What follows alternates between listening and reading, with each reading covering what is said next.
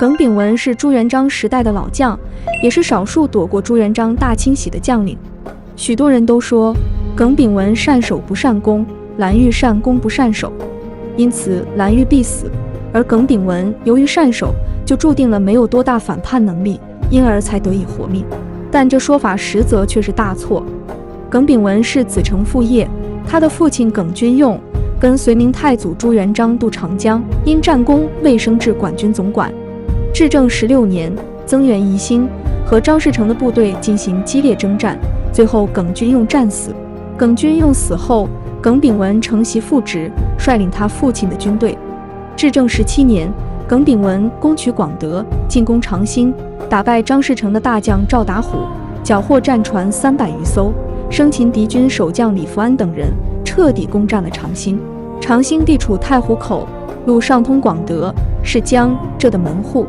明太祖得到长兴，十分高兴，将长兴改名为长安州，并在此地设立永兴一元帅府，任命耿炳文为总兵都元帅，刘成、李景元为副手，守卫长安州。从这一战可以看出，耿炳文也是擅长进攻的，并不单单是后人评价的防御型将领。但后世历史学家说耿炳文擅长防守，倒也没有说错，因为耿炳文在长兴一守就是10年，10年长兴攻防战是耿炳文一生中最辉煌的战绩，为朱元璋奠定帝国伟业起到了不可磨灭的作用。耿炳文在长兴这里一守就是10年，期间多次击败张士诚的军队，比如在其刚刚占领长兴的时候，并不服气的张士诚立马派遣左丞潘元明、元帅严再兴带领一支军队过来，意图再将这个地方给重新夺了回去，却被耿炳文轻易击退。不甘失败的张士诚直接祭出了他的王牌将领司徒李伯升，这是他麾下最强悍的将领了。李伯升带着10万大军，分水陆2路并进，目标依旧是拿下长兴重镇。而当时耿炳文手中的兵力只有7000而已，面对这10倍还多的兵力差距，耿炳文自知难以拒守，赶紧派人向朱元璋要救兵，同时号召将士死守长兴，备足了各种原木滚石和强弓硬弩，能守多长时间就守多长时间。得到消息后的朱元璋也很着急，连忙命人前来增援。谁知李伯升黑夜偷袭援军营寨，几位大将溃散。耿炳文固守城池，敌方攻击十分猛烈，耿炳文采用不同的方式加以防御。战争持续1个多月，在此期间，耿炳文一直不敢懈怠，李伯升也没能把长兴攻下来。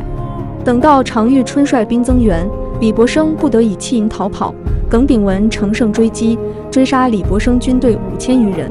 第2年，朱元璋改永兴一元帅府为永兴卫亲军指挥使司，任命耿炳文为永兴卫亲军指挥使。不久，张士诚出动大军，并派他的弟弟张士信来争夺永兴。耿炳文打败张士信，并俘虏敌军元帅宋兴祖。张士诚大怒，大军围城。耿炳文和废聚营战，又大败敌军。到了元至正20年的时候，朱元璋在龙湾一带设下伏击圈，利用康茂才的诈降来骗取陈友谅的信任，将其引诱进自己的伏击圈，成功将其打得狼狈逃窜，兵力折损众多。此战的胜利使得朱元璋得以和陈友谅、张士诚在长江流域形成了鼎足而立的态势。而在此之前，陈友谅其实是有写信给张士诚邀请其发兵，前后夹击，一起将朱元璋诛灭后，他们2个人就可以平分长江流域了。然而在这场战争中，并没有张士诚军队的身影，他难道没有让军队出击吗？其实张士诚已经出兵了。在龙湾之战同一年的春3月，他命令麾下的大将吕真、徐毅等自太湖出发，出动3路大军袭击长兴，但却都被耿炳文给打退了。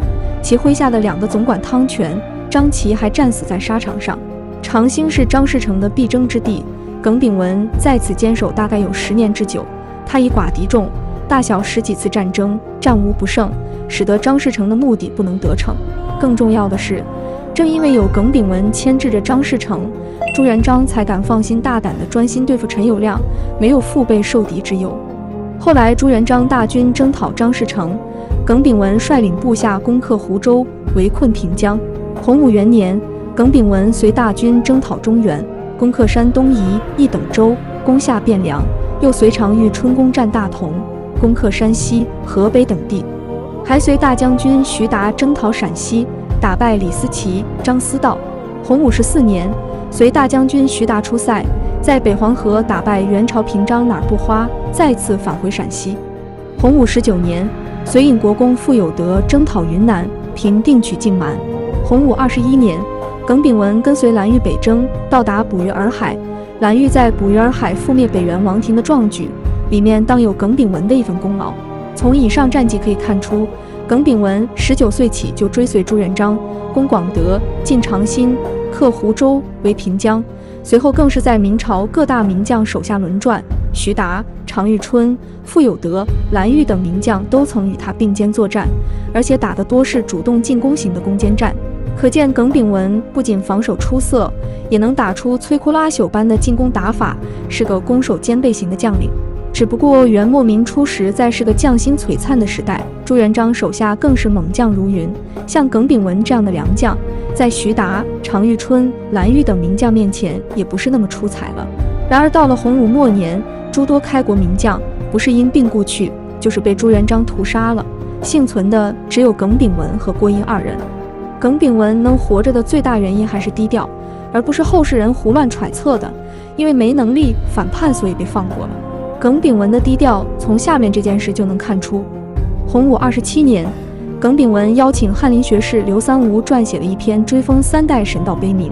写碑铭的惯用手法就是吹嘘自己的功德，但耿炳文则恰恰相反，他一心收敛光芒，再三叮嘱刘三吴措辞一定要谦卑低调，尽可能把自己的那些战功都归于朱元璋，并以刘邦的工人公狗论为参考，说自己不过是听指挥的猎狗，朱元璋才是发号施令的猎人，战功在人而不在狗。这种把自己低到尘埃里的姿态，让他成功的苟活到了最后。而其他武将大多因为居功自傲，有太多把柄捏在朱元璋手里，被朱元璋随便找了个理由赐死了。耿炳文作为少数被朱元璋留下的功勋武将，自然被朱元璋寄予了守卫江山的厚望。但朱元璋还是没料到2件事：一是自己的儿子真的敢反，二是自己的孙子竟然如此不争气。朱棣起兵后，朱允文任命耿炳文为征虏大将军，统帅副将军李坚宁中北伐。耿炳文出征前，建文帝朱允文竟然对他说，要对朱棣手下留情，不要让他背负杀害自己亲叔叔的罪名。朱允文未免太看轻了朱棣。当时耿炳文已经65岁，率领号称30万的大军，但实际上只有13万人。8月初，部队到达真定，在滹沱河的南北两岸分营扎寨。都督徐凯驻扎在河间，潘忠、杨松驻军在莫州，先锋9000人驻扎在雄县。时值中秋，部队没有多少防备，遭到朱棣军的突然袭击，先锋9000人全部被杀。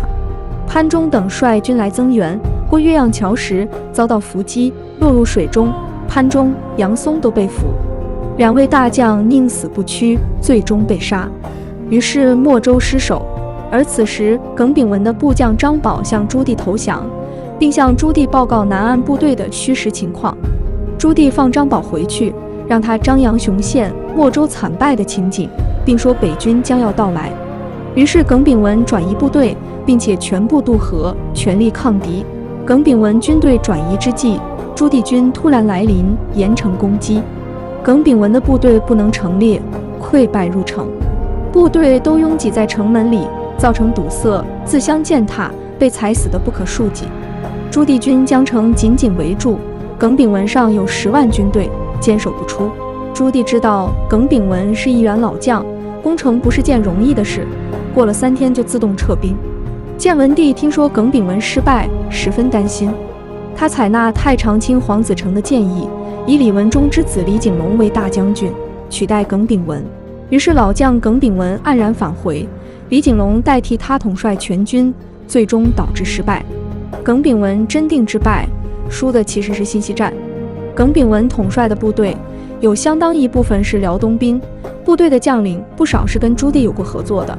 朱棣在河北、辽东这一带盘根错节近20年，早已形成了庞大的网络。这些士兵从感情上都偏向朱棣。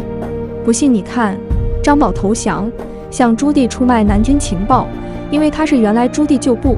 之前影片中聊过的陈亨，也因为仰慕朱棣而倒戈了。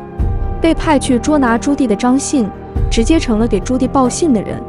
这些还是在史书中出现的人名，没出现的倒向朱棣的士兵不知有多少。